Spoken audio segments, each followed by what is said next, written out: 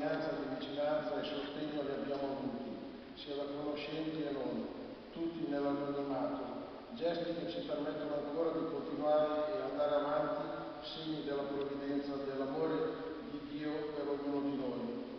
Questa sera voglio raccontarvi di una donazione che ci ha toccato particolarmente perché del tutto inaspettata.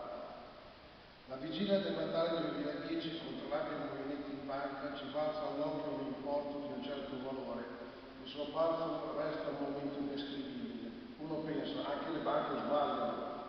Leggendo le causali, la provenienza è di un'azienda conosciuta, ex nostra confinante in quel di Senago, la società Cento. Un tonfo al cuore, gioia, commozione, un passaparola tra i lavoratori e subito un grazie telefonico a tutto il personale aziendale, accompagnato dagli auguri di un sereno Natale di lì a poco. Sembra un fatto di tempi passati. No, è la realtà di poco più di 4 mesi fa. Forse siamo troppo distratti dai bagliori non concreti. Persone buone le abbiamo al nostro fianco tutti i giorni. Non le vediamo perché non vediamo Dio. Egli non abbaglia, egli accende i cuori.